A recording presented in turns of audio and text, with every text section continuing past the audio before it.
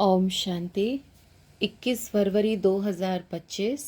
बाप दादा के मधुर महावाक्य। मीठे बच्चे, पास विद ऑनर होना है तो बुद्धि योग थोड़ा भी कहीं ना भटके।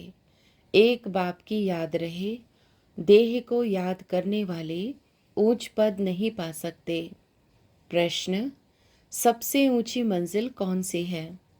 उत्तर: आत्मा जीते जी मरकर एक बाप की बने और कोई याद न आए, देह अभिमान बिल्कुल छूट जाए, यह है ऊंची मंजिल।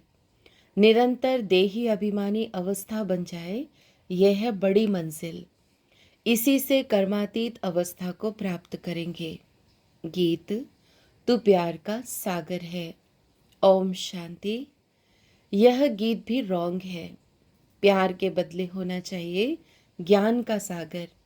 प्यार का कोई लोटा नहीं होता, लोटा गंगा जल आदि का होता है। तो ये है भक्ति मार्ग की महिमा। यह है रॉन्ग, वह है राइट।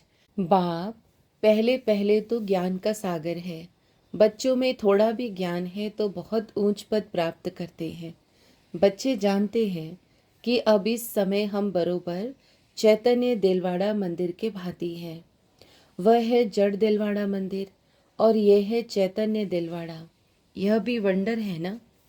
जहाँ जड़ यादगार है वहाँ तुम चैतन्य आकर बैठे हो। परंतु मनुष्य कुछ समझते थोड़े ही है। आगे चलकर समझेंगे कि बरोबर यह गॉड फादरली यूनिवर्सिटी है। यहाँ भगवान पढ़ाते हैं। इससे बड़ी यूनिवर्सिटी और कोई हो न सके। और यह भी समझेंगे कि यह तो बरोबर चैतन्य दिलवाड़ा मंदिर है। यह दिलवाड़ा मंदिर तुम्हारा एक्यूरेट यादगार है। ऊपर छत में सूर्यवंशी चंद्रवंशी हैं, नीचे आदि देव आदि देवी और बच्चे बैठे हैं। इनका नाम है ब्रह्मा। फिर सरस्वती है ब्रह्मा की बेटी। प्रजापिता ब्रह्मा है तो जरूर गोप गोपियाँ भी होंगे ना। वह है जड़ चित्र। जो पास्ट होकर गए हैं उन्हों के फिर चित्र बने हुए हैं। कोई मरता है तो झट उनका चित्र बना देते हैं। उनकी पोजीशन बायोग्राफी का तो पता है नहीं। ऑक्यूपेशन नहीं लिखे तो वह चित्र कोई काम का ना रहे। मालूम पड़ता है फलाने ने यह कर्तव्य किया है। अब यह जो देवताओं के मंदिर हैं उन्हों के ऑक्यूपेशन बायोग्राफी का किसी को पता नहीं है। ऊंचते ऊंच शिव बाबा को कोई भी नहीं जानते हैं। इस समय तुम बच्चे सबकी बायोग्राफी को जानते हो। मुख्य कौन कौन होकर गए हैं जिन्हों को पूछते हैं। ऊंचते ऊंच है भगवान। शिवरात्रि भी मनाते हैं तो जरूर उनका अवतरण हुआ है। परंतु कब हुआ, उसने क्या आकर किया, यह किसको भी पता नहीं है। शिव के साथ है ही ब्रह्मा। आदि देव और आदि देवी कौन है, उन्हों को इतनी भुजाएं क्यों दी हैं? क्योंकि वृद्धि तो होती है ना। प्रजापिता ब्रह्मा से कितनी वृद्धि होती है। ब्रह्मा के लिए ही कहते हैं 100 भुजाएं, 1000 भुजाओं वाला। विष्णु व शंकर के लिए इतनी भुजाएं नहीं कहेंगे। ब्रह्मा के लिए क्यों कहते हैं? यह प्रजापिता ब्रह्मा की ही सारी वंशावली है ना। यह कोई बाहों की बात नहीं है। वह भल कहते हैं 1000 भुजाओं वाला ब्रह्मा, परंतु अर्थ थोड़े ही समझते हैं। अब तुम प्रैक्टिकल में देखो ब्रह्मा की कितनी भुजाएं हैं। यह है बेहद की भुजाएं। प्रजापिता ब्रह्मा को तो सब मानते हैं परंतु ऑक्यूपेशन को नहीं जानते। आत्मा की तो बाहें नहीं होती, बाहें शरीर की होती है। इतने करोड़ ब्रदर्स हैं तो उन्हों की भुजाएं कितनी हुई। परंतु पहले जब कोई पूरी रीति ज्ञान को समझ जाए तब बाद में यह बातें सुनानी है। पहली पहली मुख्य बात है एक, बाप कहते हैं मुझे याद करो और वर्षे को याद करो। फिर ज्ञान का सागर भी गाया हुआ है। कितनी अथा पॉइंट्स सुनाते हैं। इतनी सब पॉइंट्स तो याद रह ना सके। तंत्र अर्थात सार बुद्धि में रह जाता है, पिछाड़ी में तंत हो जाता है मन मना भव। ज्ञान का सागर श्री कृष्ण को नहीं कहेंगे, वह है रचना। रचता एक ही बाप है, बाप ही सबको वर्षा देंगे, घर ले जाएंगे। बाप का तथा आत्माओं का घर है ही साइलेंस होम। विष्णुपुरी को बाप का घर नहीं कहेंगे, घर है मूल वतन जहाँ आत्माएं रहती हैं। यह सब बातें सेंसिबल बच्चे ही धारण कर सकते हैं। इतना सारा ज्ञान कोई की बुद्धि में याद रह न सके, न इतने कागज लिख सकते हैं। यह मुरलियां भी सबकी सब इकट्ठी करते जाएं तो इस सारे हॉल से भी जास्ती हो जाए। उस पढ़ाई में भी कितने ढेर किताब होते हैं। इम्तिहान पास कर लिया, फिर तंत बुद्धि में बैठ जाता है। बैरिस्ट्री का इम्तिहान पास कर लिया, एक जन्म लिए अल्पकाल सुख मिल जाता है, वह है विनाशी कमाई। तुमको तो यह बाप अविनाशी कमाई कराते हैं भविष्य के लिए। बाकी जो भी गुरु गोसाई आदि हैं वह सब विनाशी कमाई कराते हैं, विनाश के नज़दीक आते जाते हैं, कमाई कम होती जाती है। तुम कहेंगे कमाई तो बढ़ती जाती है, परंतु नहीं, यह तो सब खत्म हो जाना है। आगे राजाओं आदि की कमाई चलती थी, अभी तो वे भी नहीं है। तुम्हारी कमाई तो कितना समय चलती है, तुम जानते हो। यह बना बनाया ड्रामा है जिसको दुनिया में कोई नहीं जानते हैं। तुम्हारे में भी नंबरवार हैं जिनको धारणा होती है, कई तो बिल्कुल कुछ भी समझा नहीं सकते हैं। कोई कहते हैं हम मित्र संबंधियों आदि को समझाते हैं, वह भी तो अल्पकाल हुआ ना। औरों को प्रदर्शनी आदि क्यों नहीं समझाते, पूरी धारणा नहीं है। अपने को मियाँ मिट्ठू तो नहीं समझना है ना। सर्विस का शौक है तो जो अच्छी रीति समझाते हैं उनका सुनना चाहिए। बाप ऊंच पद प्राप्त कराने आए हैं तो पुरुषार्थ करना चाहिए ना, परंतु तकदीर में नहीं है तो श्रीमत भी नहीं मानते, फिर पद भ्रष्ट हो जाता है। ड्रामा प्लान अनुसार राजधानी स्थापन हो रही है, उसमें तो सब प्रकार के चाहिए ना। बच्चे समझ सकते हैं, कोई अच्छी प्रजा बनने वाले हैं, कोई कम। बाप कहते हैं हम तुमको राजयोग सिखलाने आया हूँ। दिलवाड़ा मंदिर में राजाओं के चित्र है ना, जो पूज्य बनते हैं वही फिर पुजारी बनते हैं। राजा रानी का मर्तबा तो ऊंच है ना। फिर वाम मार्ग में आते हैं तब भी राजाई अथवा बड़े बड़े साहूकार तो हैं। जगन्नाथ के मंदिर में सबको ताज दिखाया है, प्रजा को तो ताज नहीं होगा। ताज वाले राजाएं भी विकार में दिखाते हैं।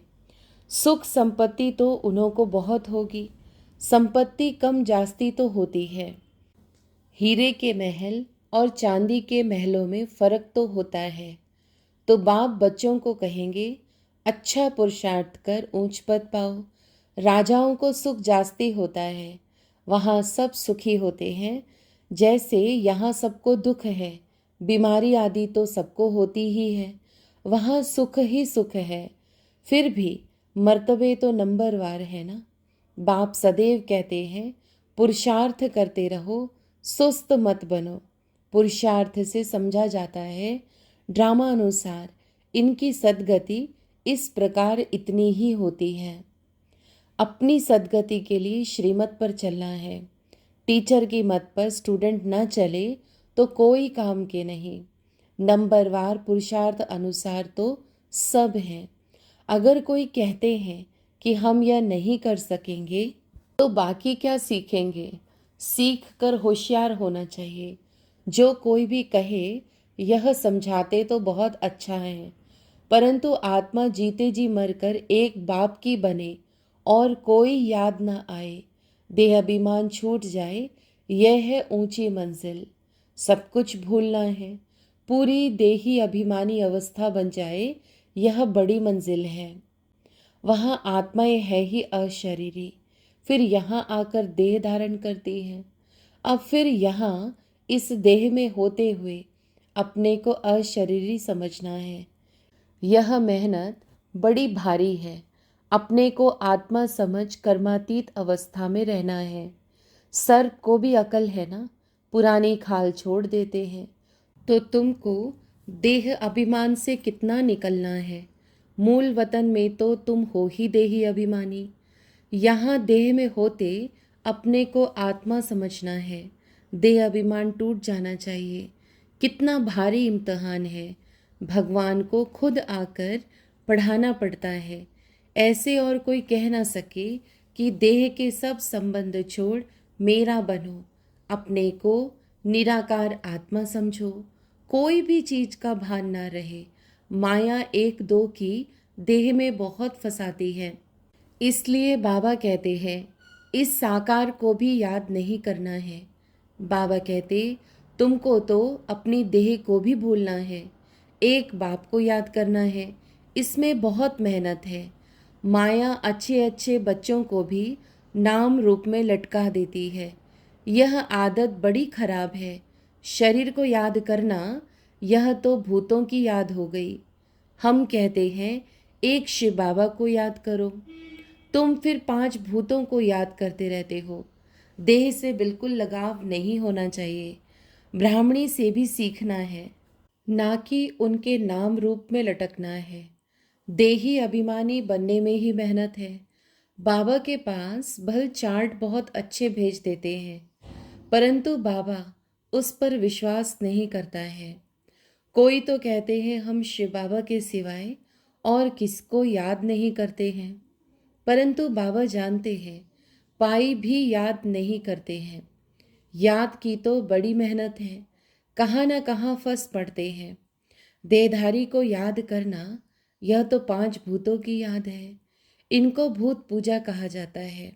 भूत को याद करते हैं। यहाँ तो तुमको एक शिव बाबा को याद करना है। पूजा की तो बात नहीं, भक्ति का नाम निशान गुम हो जाता है। फिर चित्रों को क्या याद करना है। वह भी मिट्टी के बने हुए हैं। बाप कहते हैं यह भी सब ड्रामा में नोंद है। अब फिर तुमको पुजारी से पूज्य बनाता हूँ। कोई भी शरीर को याद नहीं करना है सिवाय एक बाप के। आत्मा जब पावन बन जाएगी तो फिर शरीर भी पावन मिलेगा। अभी तो यह शरीर पावन नहीं है। पहले आत्मा जब सतो प्रधान से सतो रजो तमो में आती है तो शरीर भी उस अनुसार मिलता है। अभी तुम्हारी आत्मा पावन बनती जाएगी, लेकिन शरीर अभी पावन नहीं होगा।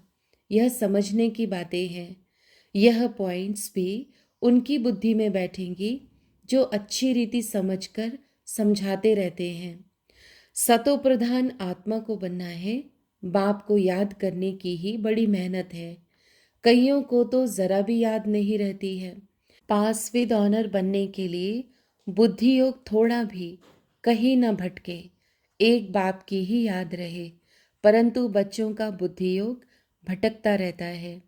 जितना बहुतों को आप समान बनाएंगे उतना ही पद मिलेगा। देह को याद करने वाले कभी ऊंच पद पा न सके। यहाँ तो पास विद ऑनर होना है। मेहनत बिगर यह पद कैसे मिलेगा। देह को याद करने वाले कोई पुरुषार्थ नहीं कर सकते। बाप कहते हैं पुरुषार्थ करने वालों को फॉलो करो। यह भी पुरुषार्थ ही है ना। यह बड़ा विचित्र ज्ञान है। दुनिया में किसको भी पता नहीं है, किसकी भी बुद्धि में नहीं बैठेगा कि आत्मा की चेंज कैसे होती है। यह सारी गुप्त मेहनत है। बाबा भी गुप्त है। तुम राजाई कैसे प्राप्त करते हो। लड़ाई झगड़ा कुछ भी नहीं है। ज्ञान और योग की ही बात है। हम कोई से लड़ते नहीं हैं। यह तो आत्मा को पवित्र बनाने के लिए मेहनत करनी है। आत्मा जैसे जैसे पतित बनती जाती है तो शरीर भी पतित लेती है। फिर आत्मा को पावन बनकर जाना है। बहुत मेहनत है। बाबा समझ सकते हैं कौन कौन पुरुषार्थ करते हैं। यह है शिव बाबा का भंडारा। शिव बाबा के भंडारे में तुम सर्विस करते हो।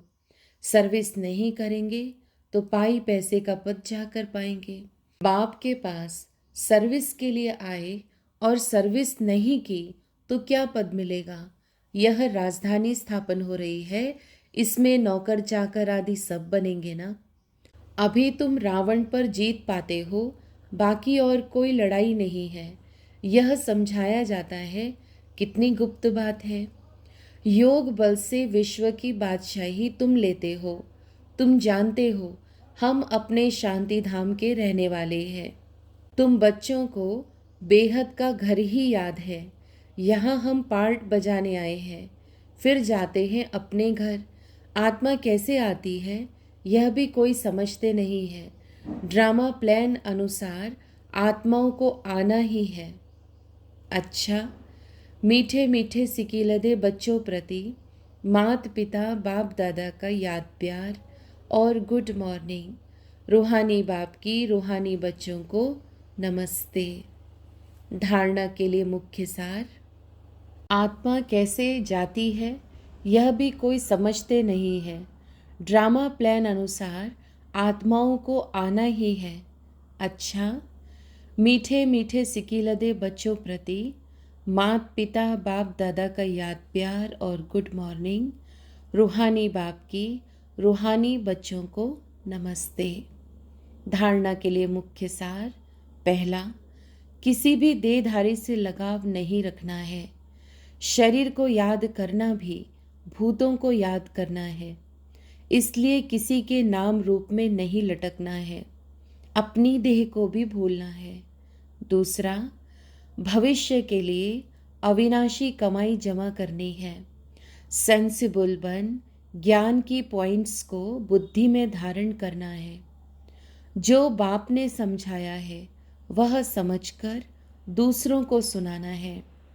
वरदान, कल्प कल्प के विजय की स्मृति के आधार पर माया दुश्मन का आह्वान करने वाले महावीर विजयी भव।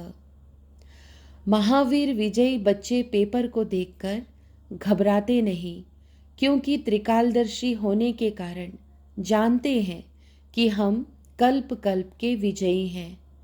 महावीर कभी ऐसा नहीं कह सकते कि बाबा हमारे पास माया को ना भेजो, कृपा करो, आशीर्वाद करो, शक्ति दो, क्या करूं, कोई रास्ता दो। यह भी कमजोरी है। महावीर तो दुश्मन का आह्वान करते हैं कि आओ और हम विजयी बने। स्लोगन, समय की सूचना है, समान बनो, संपन्न बनो। अव्यक्त इशारे, एकांत प्रिय बनो, एकता और एकाग्रता को अपनाओ। कोई भी सिद्धि के लिए एक तो एकांत, दूसरी एकाग्रता, दोनों की विधि द्वारा सिद्धि को पाते हैं। जैसे आपके यादगार चित्रों द्वारा सिद्धि प्राप्त करने वालों की विशेष 2 बातों की विधि अपनाते हैं, एकांतवासी और एकाग्रता। यही विधि आप भी साकार में अपनाओ। एकाग्रता कम होने के कारण ही दृढ़ निश्चय की कमी होती है। एकांतवासी कम होने के कारण ही साधारण संकल्प बीज को कमजोर बना देते हैं। इसलिए इस विधि द्वारा सिद्धि स्वरूप बनो। अच्छा, ओम शांति।